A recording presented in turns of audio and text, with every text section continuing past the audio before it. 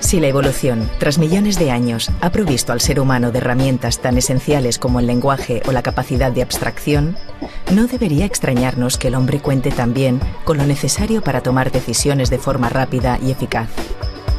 Sobre todo, en un mundo incierto como el que le ha tocado vivir.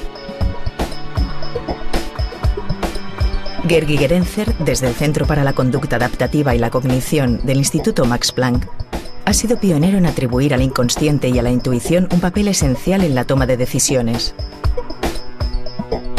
Punset aprovechó una visita del psicólogo a nuestro país para interrogarle sobre sus últimos experimentos en busca de nuestras razones irracionales.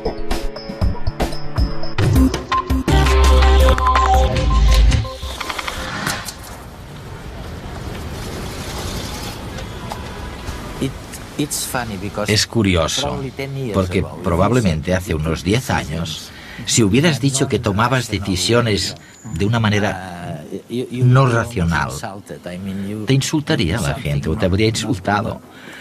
Vamos, que no se te consideraría serio. Y sin embargo, hoy en día, esto ha cambiado, literalmente ha cambiado. Sí, hasta cierto punto. Sí.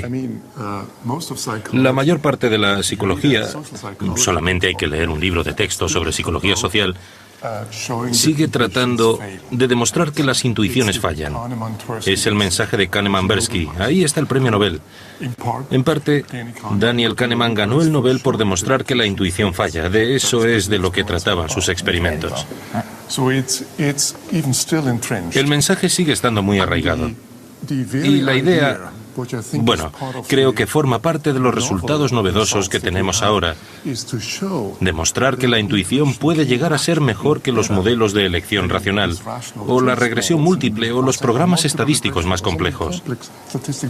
Esto no se sabía hace 10 años y es algo muy novedoso. O sea que si hace 10 años decidíamos hacer algo y no sabíamos muy bien por qué lo hacíamos, decíamos que ha sido una intuición. Oye, es una intuición cuando no sabíamos. Sí. Y ahora es la ciencia. Sí, analizamos la intuición. ¿Y cómo? Pues que las sorpresas son inmensas. Por ejemplo, hace 10 años no se sabía, pero resulta que tomamos mejores decisiones si tenemos en cuenta una buena razón que si tenemos en cuenta 10. Esto es nuevo totalmente, ¿eh? Sí, es nuevo. Hasta ahora, cuando la gente se basaba en uno o dos motivos solamente, esto se consideraba irracional. Se creía que era mejor esperar y sopesar todos los factores. Esto era lo esperable para tomar la mejor decisión.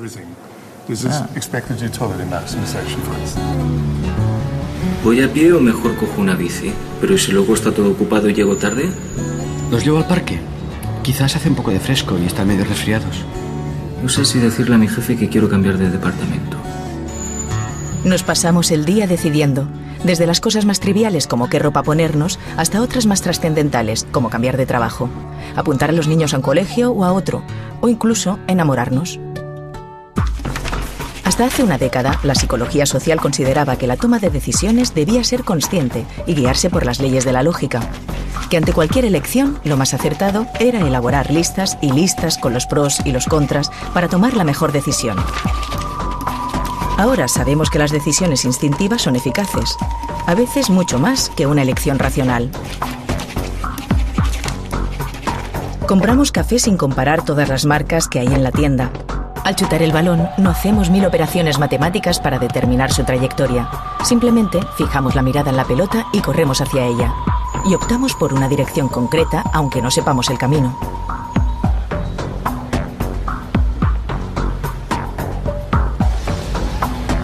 Buena parte de las decisiones que tomamos son instintivas y se basan en procesos ajenos a la lógica. Son rápidas, casi viscerales. Aparecen en nuestra consciencia sin que sepamos de dónde vienen y nos conducen a la respuesta acertada. Son los atajos que desde hace miles de años utiliza nuestro cerebro para ser más eficaz. Y aunque se suele hablar mucho de la intuición femenina y poco de la masculina, lo cierto es que los hombres son tan intuitivos como las mujeres. Y el Instituto Max Planck, mi grupo de investigación, fue el primero que demostró que en muchas situaciones, si hay que predecir, por ejemplo, cuál de dos opciones tomar, en una situación de inferencia para predecir el futuro, entonces basarse en una buena razón puede ser mejor que llevar a cabo una regresión múltiple completa u otra operación estadística complicada. Gerd, oye, lo que estás diciendo... That's very important for our audience, ¿no? Es muy importante porque lo que está diciendo el profesor Gigerenzer es que realmente ignorar cierta información de la que uno dispone es bueno. Que a veces es mejor, en un mundo incierto, tener solo parte de la información.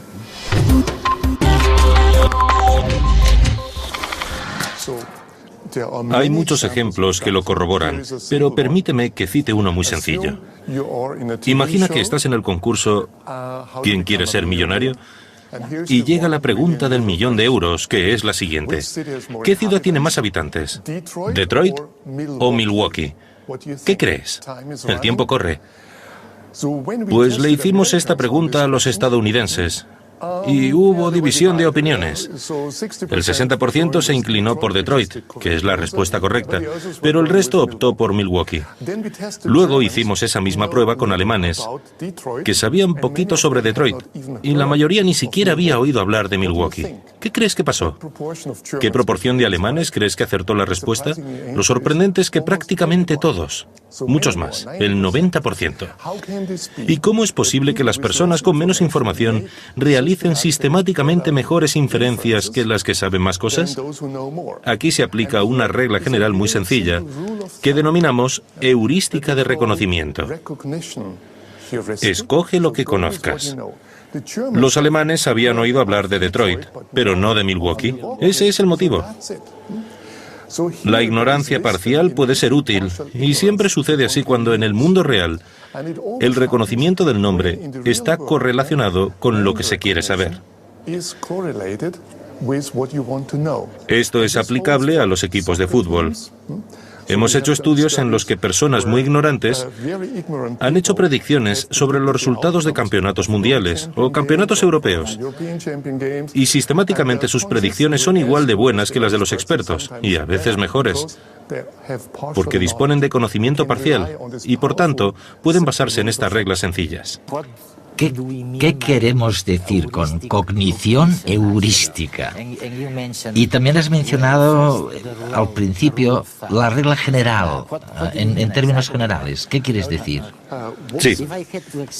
Si lo tuviera que explicar realmente a mis telespectadores, ¿qué es eso de heurística de la cognición? Bien. Nuestros descubrimientos apuntan a que la intuición se basa en principios sencillos que ignoran la información y que seleccionan una o dos buenas razones. Esto es lo que se llama regla general o heurística.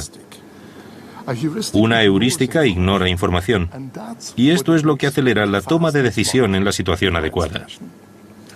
Fantástico, ¿no? Y basarse solamente en una buena razón es un principio heurístico, pero tiene que ser una buena razón.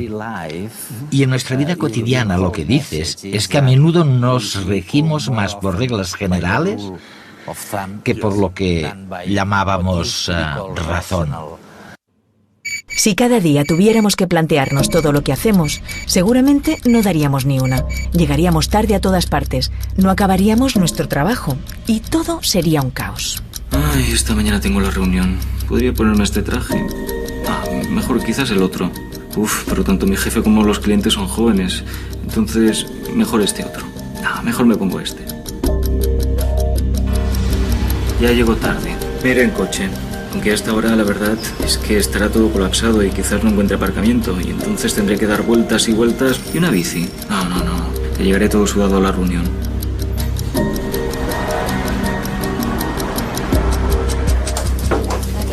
Sí, ya lo sé, llego tarde. ¿Qué qué maja es María. Podría invitarla a salir algún día, aunque seguro que no coincidimos en nada. Ponía un tercio del valor del coche. ¿A ti te parece son horas de llegar? Valorar los puntos a favor y en contra de cada elección requiere que invirtamos una gran cantidad de tiempo y de recursos y resulta poco eficaz. ¡Fuera!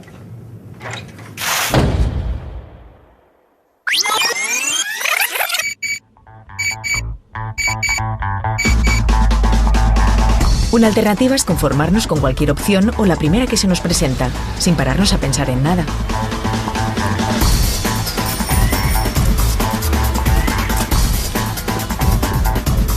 Qué maja es María. ¿Y esta otra? ¿Pero qué guapa viene hoy? ¿Esta otra? Oye, ¿qué pasa hoy en la oficina? ¿Qué haces vestido así? ¿Te has mirado al espejo? Aunque, en vista del éxito, tampoco parece funcionar. Y es que el proceso para decidir correctamente no consiste en disponer de una gran cantidad de información, sino en escoger aquello que necesitamos. Esta mañana tengo reunión. Me voy a poner el traje beige con esta corbata. Saber qué es lo mejor en cada momento y en el tiempo adecuado es una garantía para un desenlace feliz.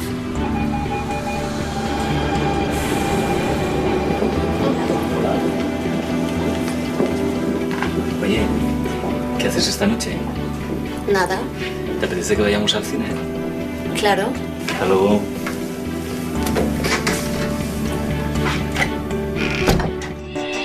Pero entonces, ¿cómo decidimos? El proceso de elección tiene que ver con una serie de reglas generales que nuestro cerebro ha ido aprendiendo a lo largo de miles de años. Esas reglas forman parte de una especie de libro de instrucciones, al que recurrimos ante cada situación y en el que hallamos respuestas rápidas y precisas. Lo único que debemos hacer es escoger la regla adecuada para cada momento. Ese proceso es indispensable para tomar muchas decisiones importantes. Nos enseña a confiar, a imitar y a experimentar emociones como el amor, sin las cuales la supervivencia sería casi imposible. Por ejemplo, los sentimientos de amor parental liberan a los padres de tener que decidir cada día si han de invertir energía y tiempo en sus hijos o en cualquier otra cosa. No se plantean si vale la pena aguantar noches en blanco o los berrinches y rabietas de los niños. Si lo hicieran, podría ser peligroso para nuestra supervivencia.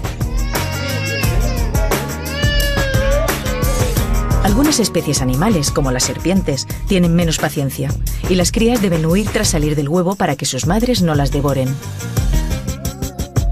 Por suerte, en las personas la memoria pronto garantiza que olvidemos esas incomodidades. Nuestro cerebro evolucionado impide que les demos muchas vueltas.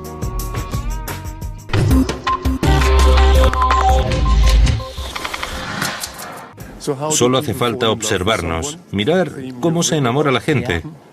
Un tema sobre el que tú precisamente has escrito.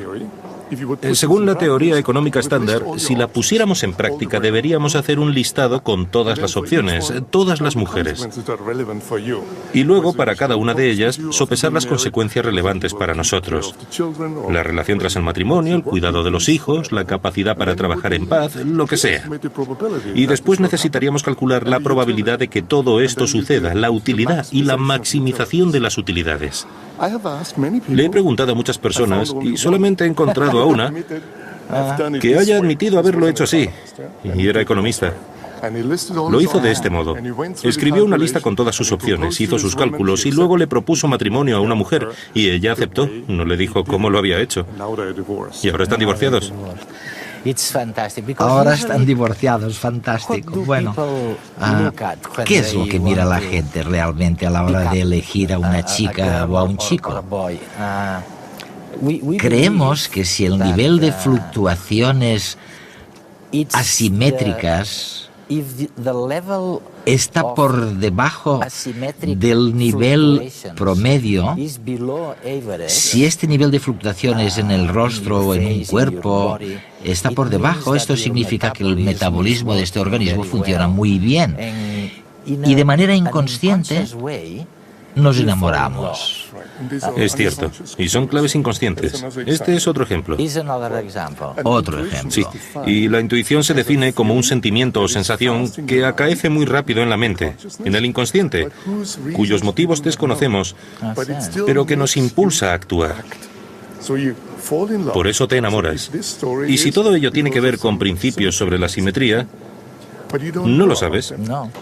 Simplemente piensas, vaya, esta es la mujer, o este es el hombre, y actúas en consecuencia.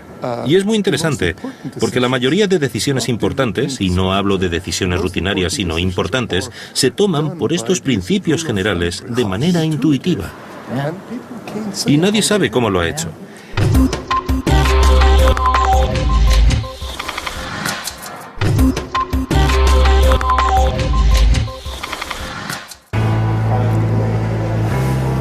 Bueno, pues no sé. ¿A ti cuál te apetece ver? Pues no sé.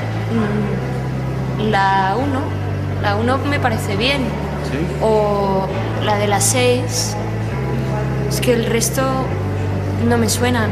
Cuantas más opciones para elegir, más posibilidades de conflicto. Hombre, es que esa de allí con este título tiene pinta de ser bastante un bodrio, ¿no? No sé, la que tú digas, a mí me da igual, ¿eh?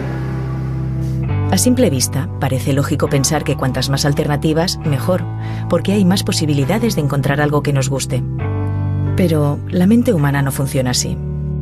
Más opciones no siempre es mejor, porque tenemos una capacidad limitada para asimilar información, y con más, nos saturamos.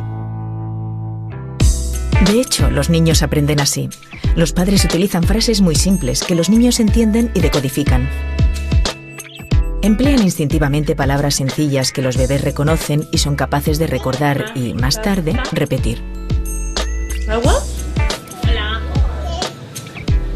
Si en lugar de contarles un cuento antes de irse a dormir, les leyeran el Quijote, los críos se colapsarían. Y seguramente tardarían mucho más tiempo en comenzar a hablar. Comunicarse con los bebés de forma sencilla permite que vayan recordando palabras, luego estructuras, hasta que son capaces de construir frases. Algo parecido sucede cuando tomamos decisiones. Para ser eficaces nos basamos en una sola buena razón. Y esa buena razón puede ser escoge lo que conozcas. Y esta, la de las 5, me han dicho que tiene muy buenas críticas, además hasta en el Festival de Cannes. Reconocer sirve para decantarnos por una opción. Nos fiamos de lo que conocemos y, en cambio, evitamos lo desconocido. De hecho, esa capacidad de reconocimiento funciona como una especie de pegamento social. La mayor parte de la interacción social es el resultado de reacciones instintivas, basadas en la capacidad de reconocimiento.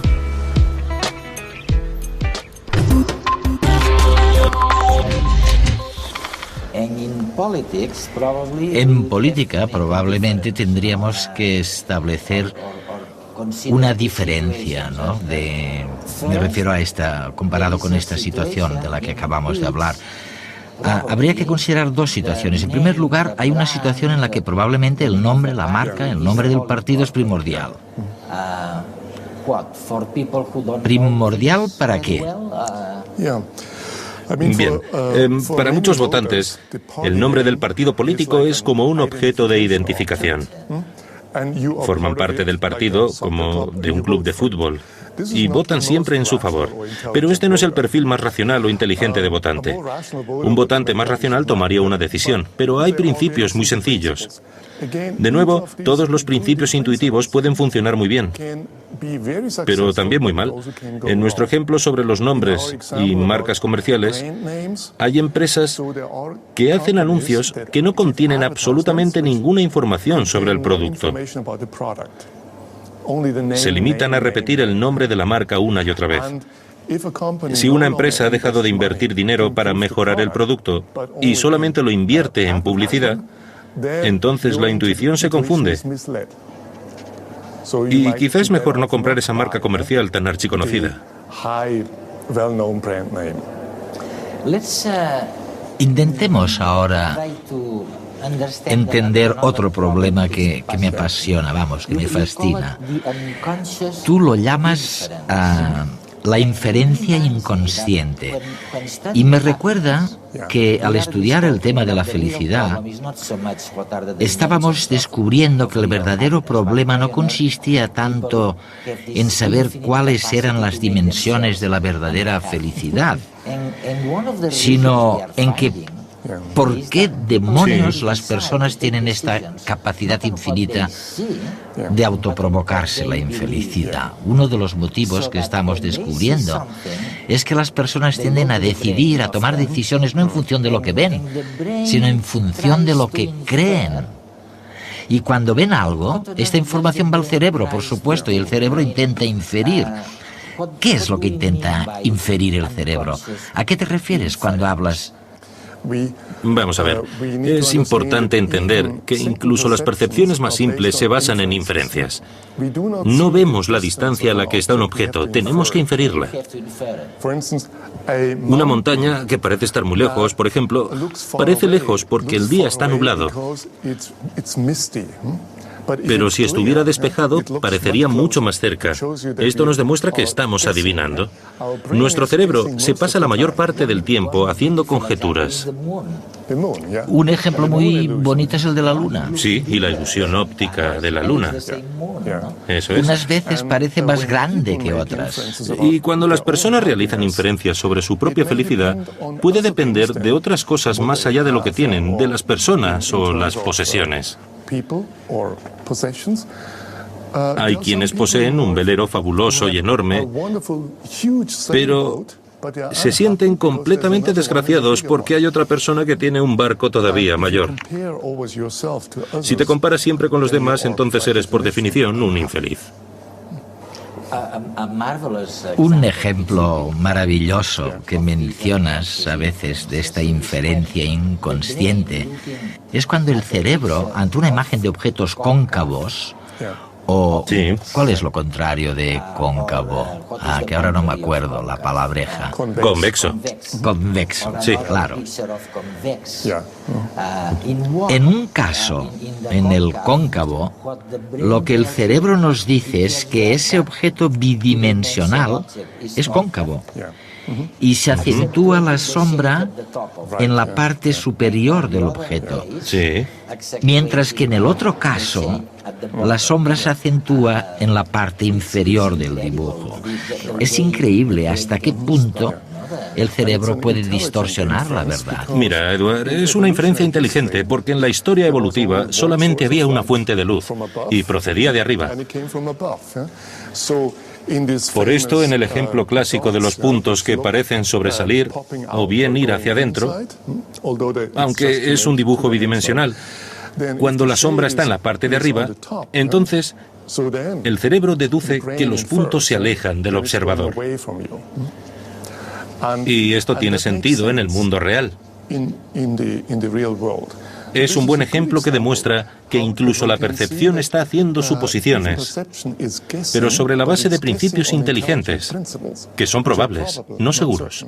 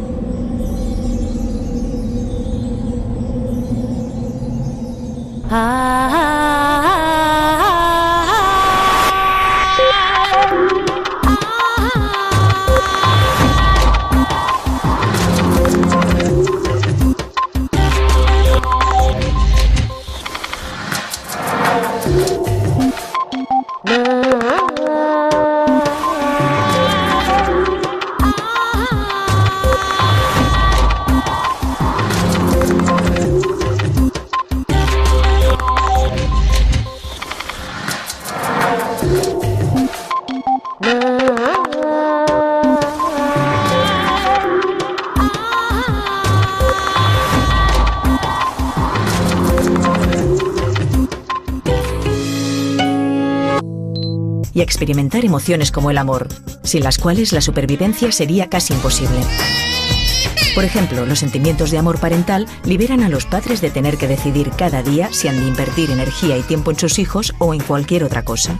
No se plantean si vale la pena aguantar noches en blanco o los berrinches y rabietas de los niños. Si lo hicieran, podría ser peligroso para nuestra supervivencia. Algunas especies animales, como las serpientes, tienen menos paciencia y las crías deben huir tras salir del huevo para que sus madres no las devoren. Por suerte, en las personas la memoria pronto garantiza que olvidemos esas incomodidades. Nuestro cerebro evolucionado impide que les demos muchas vueltas.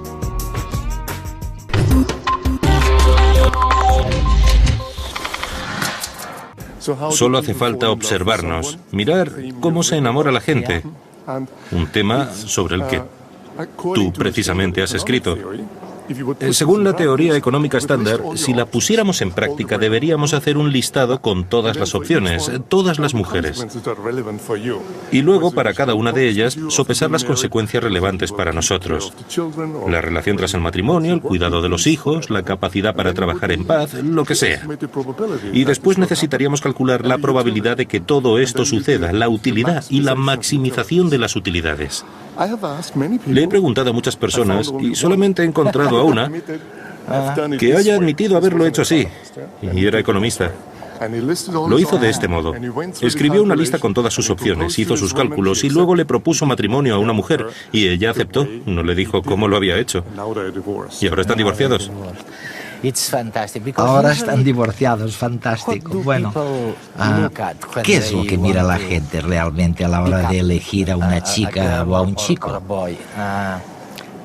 Creemos que si el nivel de fluctuaciones asimétricas está por debajo del nivel promedio, si este nivel de fluctuaciones en el rostro o en un cuerpo está por debajo, esto significa que el metabolismo de este organismo funciona muy bien. Y de manera inconsciente nos enamoramos. Es cierto, y son claves inconscientes. Este es otro ejemplo. Otro ejemplo. Sí, y la intuición se define como un sentimiento o sensación que acaece muy rápido en la mente, en el inconsciente, cuyos motivos desconocemos, pero que nos impulsa a actuar. Por eso te enamoras. Y si todo ello tiene que ver con principios sobre la simetría, no lo sabes. Simplemente piensas, vaya, esta es la mujer. O este es el hombre. Y actúas en consecuencia. Y es muy interesante.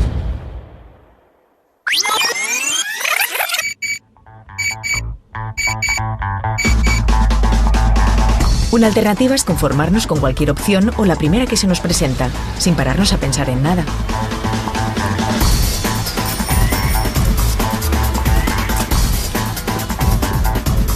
Qué maja es María.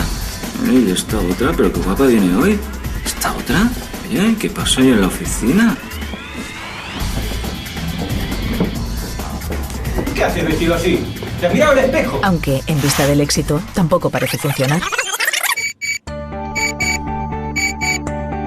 Y es que el proceso para decidir correctamente no consiste en disponer de una gran cantidad de información, sino en escoger aquello que necesitamos. Esta mañana tengo reunión. Me voy a poner el traje beige con esta corbata.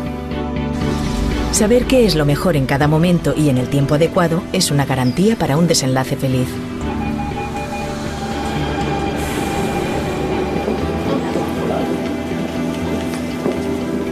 Oye, ¿qué haces esta noche? Nada. ¿Te apetece que vayamos al cine? Claro. Hasta luego.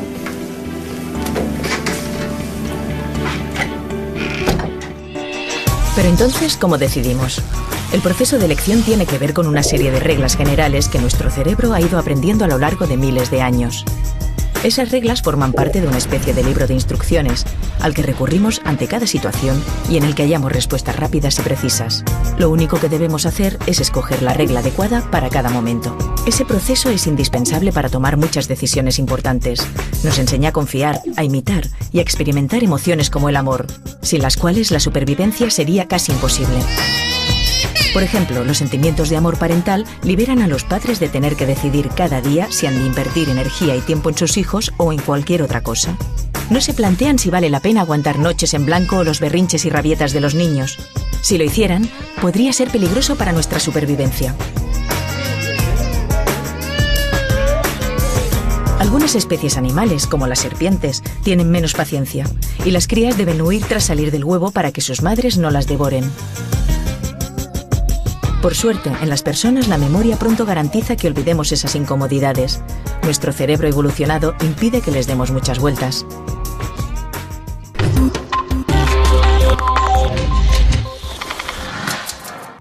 Solo hace falta observarnos, mirar cómo se enamora la gente. Un tema sobre el que tú precisamente has escrito. Según la teoría económica estándar, si la pusiéramos en práctica, deberíamos hacer un listado con todas las opciones, todas las mujeres. Y luego, para cada una de ellas... Es curioso, porque probablemente hace unos 10 años, si hubieras dicho que tomabas decisiones de una manera no racional, te insultaría la gente o te habría insultado. Vamos, que no se te consideraría serio. Y sin embargo, hoy en día, esto ha cambiado, literalmente ha cambiado. Sí, hasta cierto punto. Sí. La mayor parte de la psicología, solamente hay que leer un libro de texto sobre psicología social, sigue tratando de demostrar que las intuiciones fallan. Es el mensaje de Kahneman-Tversky. Ahí está el premio Nobel. En parte, Daniel Kahneman ganó el Nobel por demostrar que la intuición falla. De eso es de lo que trataban sus experimentos. El mensaje sigue estando muy arraigado. Y la idea, bueno, creo que forma parte de los resultados novedosos que tenemos ahora. Demostrar que la intuición puede llegar a ser mejor que los modelos de elección racional, o la regresión múltiple, o los programas estadísticos más complejos. Esto no se sabía hace 10 años y es algo muy novedoso. O sea que si hace 10 años decidíamos hacer algo y no sabíamos muy bien por qué lo hacíamos, decíamos que ha sido una intuición. Oye, es una intuición cuando no sabíamos. Sí, sí, sí. Y ahora es la ciencia. Sí, analizamos la intuición. ¿Y cómo? Pues que las sorpresas son inmensas. Por ejemplo, hace 10 años no se sabía, pero resulta que tomamos mejores decisiones si tenemos en cuenta una buena razón que si tenemos en cuenta 10. Esto es nuevo totalmente, ¿eh? Sí, es nuevo. Hasta ahora, cuando la gente se basaba en uno o dos motivos solamente, esto se consideraba irracional. Se creía que era mejor esperar y sopesar todos los factores. Esto era lo esperable para tomar la mejor decisión.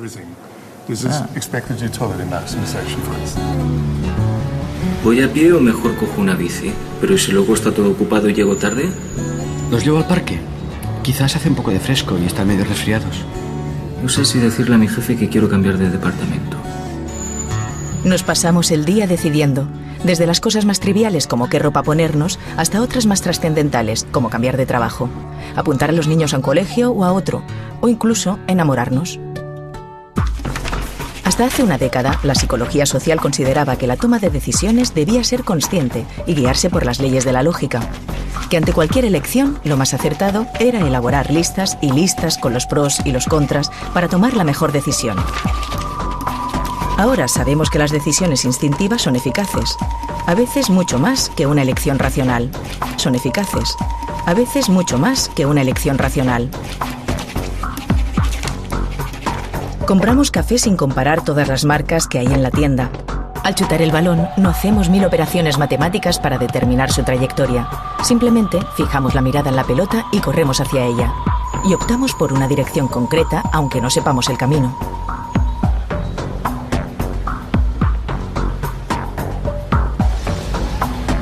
Buena parte de las decisiones que tomamos son instintivas y se basan en procesos ajenos a la lógica. Son rápidas, casi viscerales. Aparecen en nuestra conciencia sin que sepamos de dónde vienen y nos conducen a la respuesta acertada. Son los atajos que desde hace miles de años utiliza nuestro cerebro para ser más eficaz.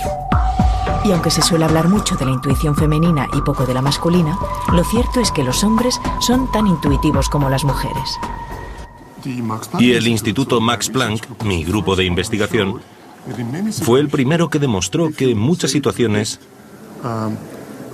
si hay que predecir, por ejemplo, cuál de dos opciones tomar, en una situación de inferencia para predecir el futuro, entonces basarse en una buena razón puede ser mejor que llevar a cabo una regresión múltiple completa u otra operación estadística complicada. Oye, lo que estás diciendo... That's very important for our audience, ¿no? Es muy importante porque lo que está diciendo el profesor Gigerenzer es que realmente ignorar cierta información de la que uno dispone es bueno. Que a veces es mejor en un mundo incierto tener solo parte de la información.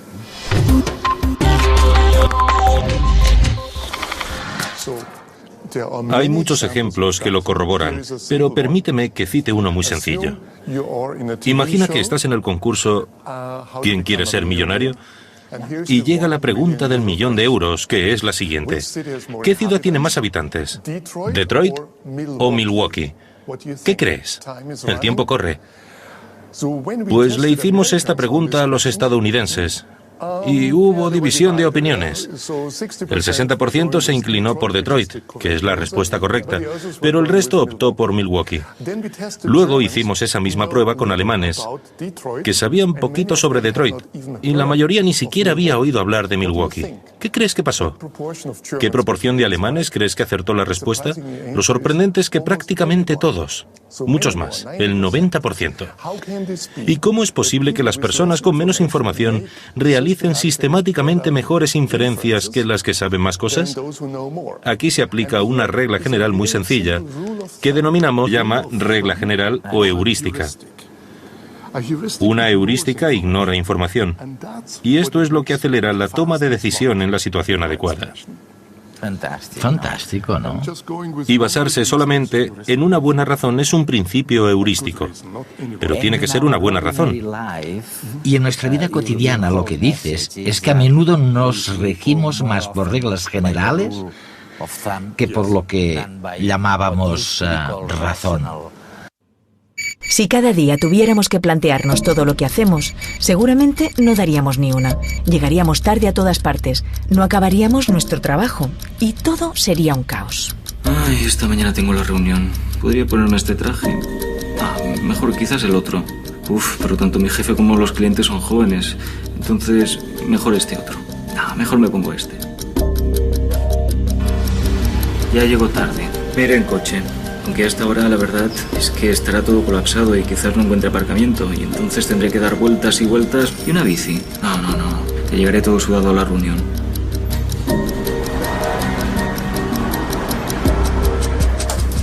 ¿Qué te va a caer? Sí, ya lo sé, llego tarde. ¿Qué majas María? Podría invitarla a salir algún día, aunque seguro que no coincidimos en nada. Te ponía 1/3 del valor del coche. ¿A ti te parece son horas de llegar? Valorar los puntos a favor y en contra de cada elección requiere que invirtamos una gran cantidad de tiempo y de recursos, y resulta poco eficaz. ¡Fuera!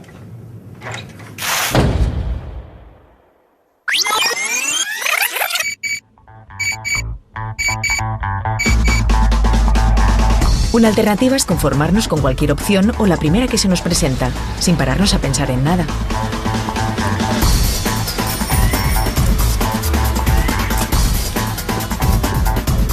¡Qué maja es María! ¿Y esta otra? ¿Pero qué guapa viene hoy? ¿Esta otra? Oye, ¿qué pasa hoy en la oficina? ¿Qué haces vestido así?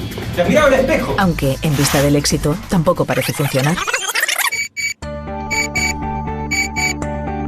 Y es que el proceso para decidir correctamente no consiste en disponer de una gran cantidad de información, sino en escoger aquello que necesitamos. Esta mañana tengo reunión. Me voy a poner el traje beige con esta corbata. Saber qué es lo mejor en cada momento y en el tiempo adecuado es una garantía para un desenlace feliz.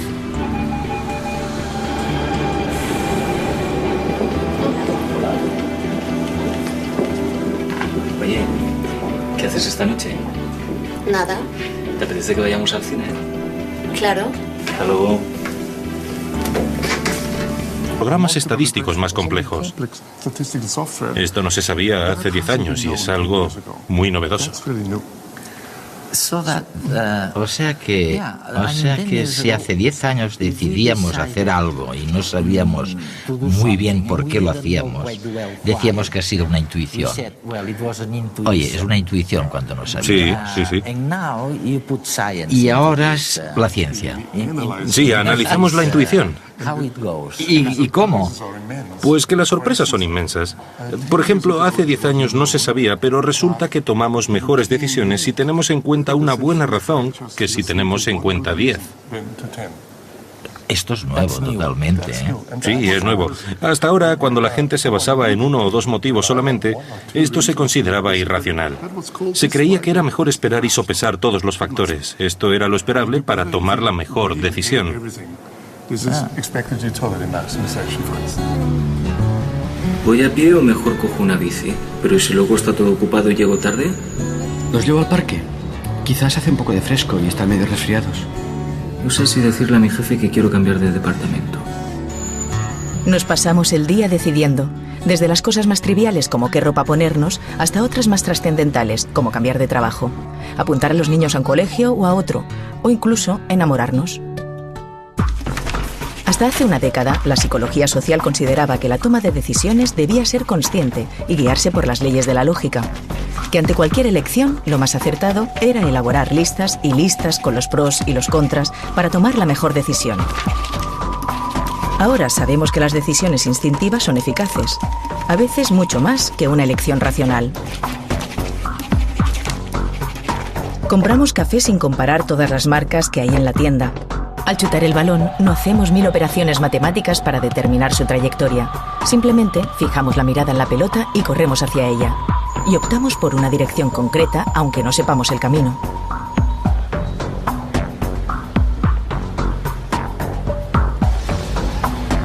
Buena parte de las decisiones que tomamos son instintivas y se basan en procesos ajenos a la lógica. Son rápidas, casi viscerales. Aparecen en nuestra conciencia sin que sepamos de dónde vienen y nos conducen a la respuesta acertada. Son los atajos que desde hace miles de años utiliza nuestro cerebro para ser más eficaz. Y aunque se suele hablar mucho de la intuición femenina y poco de la masculina, lo cierto es que los hombres son tan intuitivos como las mujeres. Y el Instituto Max Planck, mi grupo de investigación, fue el primero que demostró que en muchas situaciones, si hay que predecir, por ejemplo, cuál de dos opciones tomar, en una situación de inferencia para predecir el futuro,